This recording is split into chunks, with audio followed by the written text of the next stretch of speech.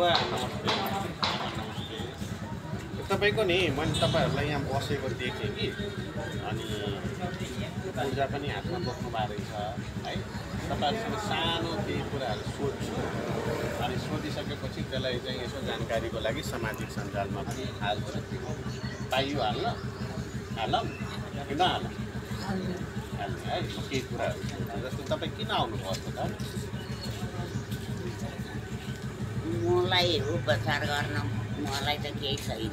मलाई किडनीको दबाई खाएको छ, सुगरको सुईले दबाई दिएको छ। त्यो किडनीको दबाईलाई एकपल्टलाई 1000 पर्दो रहेछ 15 दिन मात्रै।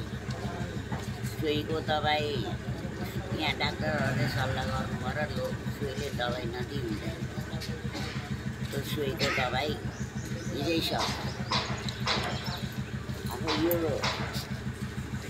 सुई चाहिँ ल्याएको छु मैले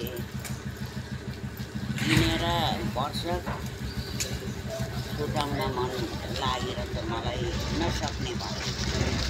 अब खै ए यो इन्सुलिनको लिइराख्नु भएको छ। यो तपाईँले के किन्नु पर्दा किन्नु सुईको दबाईलाई 1000, यो सुईलाई 1000 पर्दो रहेछ। अनि स्वास्थ्य बिमा गराउनु भएको छ है? अब बिमा गराएको छ, सस्तै कस्तो हो बाबु। अनि तपाईँले चाहिँ यहाँ आएर के सुगरको जाँच गराउनलाई आउनुभएको? सुगरको एकपल्टको खुन झिकेको खाली पेटको। अब खाना खाएर कति कति दिनमा आउनुहुन्छ अस्पताल? अहिले महिना दिन महिनामा एकचोटि आउनुहुन्छ। अनि अस्पताल आउँदाखेरि तपाईँलाई यो पैसाहरू लाग्छ? टिकटको पैसा, जाँच गरेको पैसा लाग्छ? लागेको छैन है। अब औषधिको पैसा चाहिँ लाग्छ, औषधि प्रयोग गर्ने पैसा लाग्छ। अब यो औषधि पनि तपाईँले यदि पाउनुभयो भने निःशुल्क पाउनुभयो भने तपाईँहरूलाई चाहिँ स्वास्थ्यमा चाहिँ समस्या भयो हो। अनि तपाईँहरू चाहिँ आउनुहुन्छ अनि घरमा कोही छैन?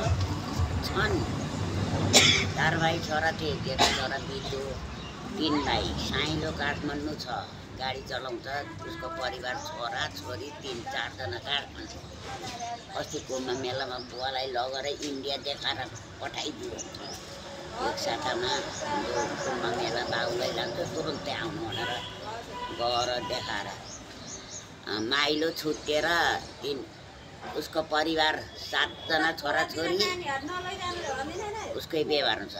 कान्छो छोरो आर्मी। जस छोराछोरीहरूले स्याहार गर्छन्, रिटायर भयो तर त्यसको जय पनि छैन, विजय पनि छैन। विजयको हकमा हामीलाई तथ्यान भन्दैन। जो गर भने अब हामीलाई पैसा चाहिरहन्छ दिँदैन त।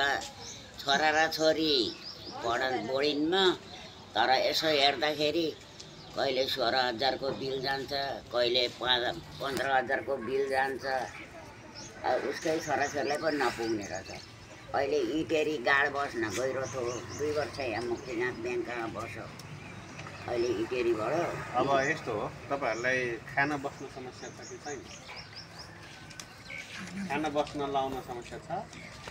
अब छैन, समस्या छैन। छोराले त दिँदैन, अरू इष्टमित्रले दिन्छन्। अरू छोरा त साँचो भएको कुरो। मऱ्यो भने पनि अर्काले दिएको लुगामा मर्ने भए, नदिने भने छँदैछन्, ती फाट्नु नभन्छ कहिले। ठिक छ। अब हेर्नुहोस्, तपाईँलाई स्वास्थ्यमा राज्यले एकदमै धेरै लगानी गरिरहेको छ स्वास्थ्य बिमामा हो। अब एकदमै अहिले 100% सबै कुरा मिलिसकेको छैन होइन। राज्यले पनि आफ्नो तर्फबाट प्रयास गर्दैछ, हामीले पनि आफ्नो तर्फबाट बिमालाई सफल गराउनुपर्छ भन्ने कुरामा चाहिँ हामी प्रयासरत छौँ। जस्तो अहिले तपाईँलाई टिकटको पैसा लागेन, जाँचहरूको पैसा लागेन, थोर बहुत औषधि पनि हुन्छ, तर हामीले सकेसम्म तपाईँहरूले पाउनुपर्ने सबै औषधिको पनि व्यवस्था गर्नेतिर प्रयास गर्छौँ। थोरै समय लाग्छ, तर भोलिको दिनमा चाहिँ तपाईँहरूले अब यो इन्सुलिनदेखि लिएर सबै कुरा हामीहरूले चाहिँ निःशुल्क गर्नुपर्छ भन्नेतिर गृह कार्य गरिरहेको छ। सबै कुरा एकैचोटि कुरा त हुँदैन बन्न त यो हजारको हिजो 1000को किने त्यही त अहिले जस्तो तपाईँले किन्नुभयो नि अब दिइहाल्छ अस्पतालले किन्यो भन्छन् नि थाहा पत्तो छैन कता अब हामीले बिस्तारै पहिला सङ्ख्याहरू बढाउँदैछौँ औषधिको पहिला थोरै औषधि दिन्छौँ अब बढाउँदै गइरहेछौँ अहिले भर्खरै हामी टेन्डर प्रक्रियाहरूमा जाँदैछौँ खरिद प्रक्रिया थोरै झन्झटिलो भएकोले गर्दाखेरि हामी त्यसलाई चाहिँ अब सहज बनाउँदै जाने प्रयासमा छौँ तपाईँहरूले पाउनुहुन्छ हामीले प्रयास गरिरहेछौँ तर तपाईँहरूले जुन स्वास्थ्य बिमा गराउनु भएको छ नि त्यो स्वास्थ्य बिमाले गर्दाखेरि तपाईँलाई चाहिँ स्वास्थ्यसँग कुनै पनि समस्या आयो भने कसैमाथि आश्रित भइराख्नु त परेन नि हो एउटा कार्ड होला त्यो कार्ड बोकेर थपक्क लगाएर बुढाबुढी आउनुहुन्छ अस्पतालमा त तपाईँलाई दुःख दिएको छ कि छैन अस्पतालमा दुःख दिएको छैन अस्पतालमा टिकट काटिदिन्छन् अस्पतालमा जाँच गराइदिन्छन् हो पैसा लाग्दैन नलाग्नुपर्ने कुराको ठिक हो यहाँका कर्मचारीहरूले तपाईँहरूसँग कसरी व्यवहार गर्छन् कसरी बोलेका छन् खै पनि के कसरी बोलेका छन् राम्ररी नै बोलेका छन् तपाईँसँग पैसा चाहिन्छ के भनेको छैन अनि समयमा जाँचहरू गरिदिने गरेका छ होइन अब तपाईँहरूले यसरी नै स्वास्थ्य बिमाहरू गराइराख्नुहोस् होइन राज्यले तपाईँ जस्तो वृद्धहरूलाई बिमा निःशुल्क गरिदिएको छ तर यो बिमालाई चाहिँ हामीले यसको चाहिँ सदुपयोग गर्नुपर्छ यसको चाहिँ दुरुपयोग गर्नु हुँदैन कोही चाहिँ मेरो बिमा छ मेरो होल बडी चेकअप गराइदिनुहोस् भन्दै आउँछन् बिमाको त्यो चाहिँ त्यसको लागि चाहिँ बिमा गराइदैन बिमा भनेको चाहिँ तपाईँले पैसा बचाएर राख्नुपर्ने हो अनि यसरी नै चाहिँ तपाईँ जब कोही माथि आश्रित हुनु छैन भने चाहिँ एउटा कागज बोकेर चाहिँ अस्पताल आउनुभयो भने अस्पतालले तपाईँहरूलाई चाहिँ सहयोग गर्छ त्यही भएर बिमाको दुरुपयोग नगरौँ हाम्रो पनि यस्तो स्टेज आउँछ जसमा चाहिँ हामीलाई हेरिदिने मान्छे अब जस्तो बुढाबुढी बाहेक अरू कोही पनि हुँदैन होइन त्यो अवस्थामा चाहिँ स्वास्थ्य बिमाहरू गराउन एकदमै आवश्यक छ अब अहिले पूर्णता पाएको छैन होला बिमाले गृह कार्यहरू हरेक स्तरबाट गृह कार्यहरू भइरहेको छ